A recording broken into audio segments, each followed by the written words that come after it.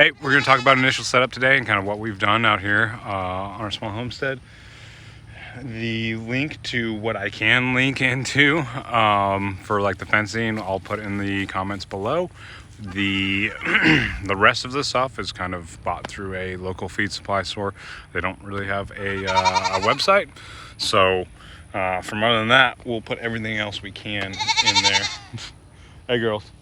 All right, let's get to it.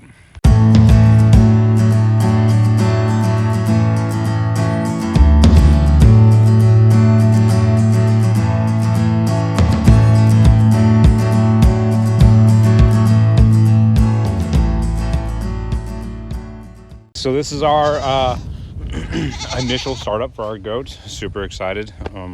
We just got them, a week ago. And we'll start from the outside, going to the inside.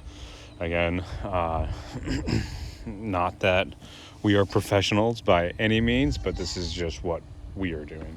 So we ended up purchasing the Starkline fence, mesh wire fence from Tractor Supply. So far, really impressed with it. We looked between the Starkline and the Premier. However, the Premier was a little bit more pricey. The Starkline offered kind of the same thing, except 164 feet. And the Premier offered only 100 feet. So because of that, we went with the Starkline. First time doing it. We probably would have gone with the more expensive option. However, the concern I had is we've never messed with any type of mesh wire fencing before. So, but honestly, really impressed so far with the Starkline product. So, go ahead and we'll turn off this charger here. Boom. And all we did is we placed a grounding rod in the ground. From there, we went ahead and hooked up the charger. We had to charge the battery for like 2 days beforehand. It was recommended you could put it on a normal wall outlet for 12 hours, or you let the actual solar charger charge for 2 days in the sun. So, and then we went ahead again, placed the grounding rod in, went from the grounding rod and placed in the actual fence, and then tied it in back here, obviously red hot, and then the other one your ground. So we went ahead and turned off the fence. The goats had a little bit of a learning curve because they are doelings, all right, and they are a Boer / Lamancha cross, and their previous owner did not have electric fence, so they kind of had a little bit of a learning curve. But initially they were standoffish. We've come out here every day and spent about an hour with them, and now they've started to really kind of take to us. They're approximately 14 weeks old. I still need to give them the CDT vaccination, but other than that, they're great and we love them.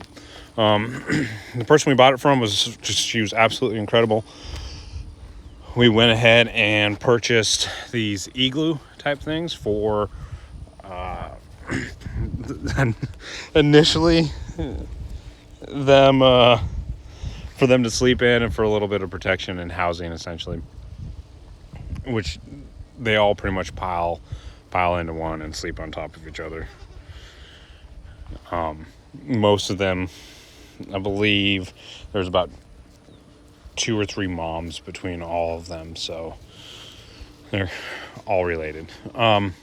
Next thing we did, from one of our feed supply here on site where we're at in Louisiana, we bought this. It's a Baleen country.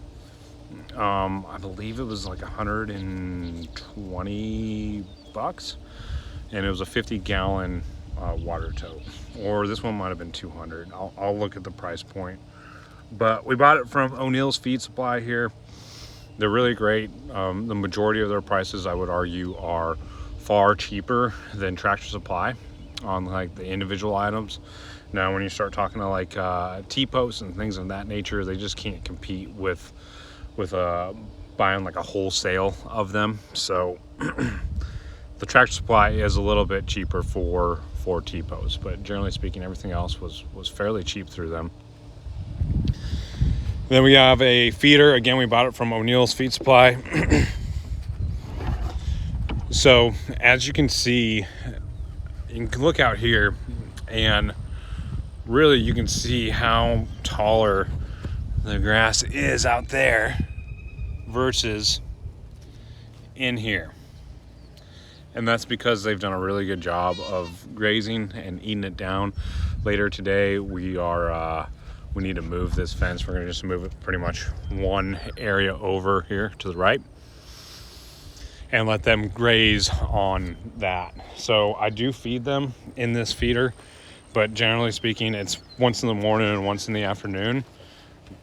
And it's more as a treat. Now, not sure if that's 100% accurate or good yet. We're still kind of figuring the whole thing out, but what we've done is we've weighed them at the beginning, and we're weighing them once a week to make sure that they're continuing to grow the way that we want them to. The other thing we built, since we're out here in Louisiana, we had a few hot days.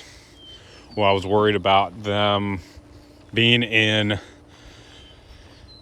their igloos over here because obviously there's no wind blowing through them, and with them all piled on top of each other. So what I did is I took some leftover lumber from our tree house that I built back there, and I repurposed it, ripped a bunch of boards up, and we had leftover tin that was left here when we bought the property, and we built a little tiny shelter.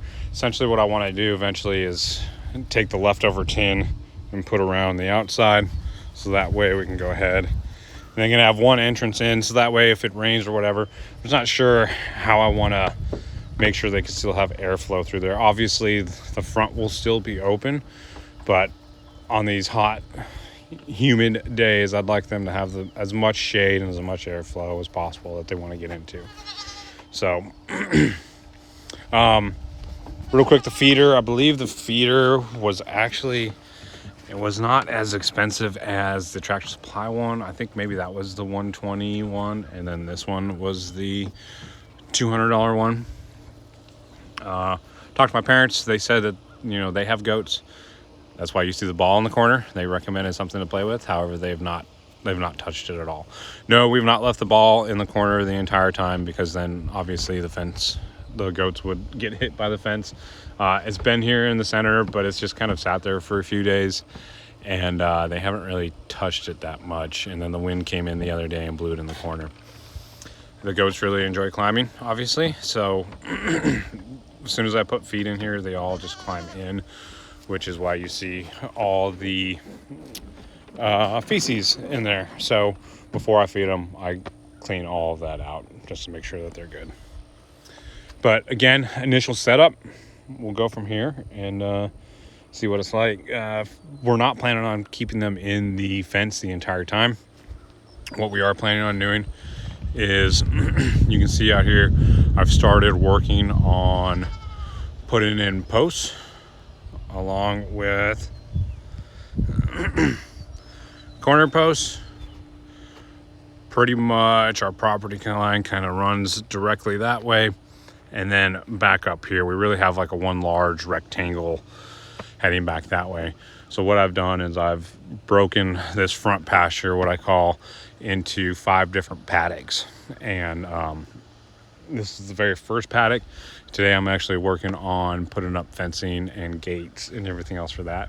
The plan for that is really to do outside perimeter in mesh wire, and then the inside perimeter in electric fence. So that way the mesh wire hopefully will hold water, which will keep goats in, and then if they get through the electric fence, then they get through the electric fence, and we go from there and just put them back in the original paddock. So, but again, thank you for following along. We are not professionals by any means, so if anyone has any comments on maybe something else we should change or something else we should do, we really appreciate it. But other than that, until next time. Last thing, the girls here, Shelby, would really like it if you liked and subscribed. If you do, it really does mean a lot to us and goes a long way. So appreciate you.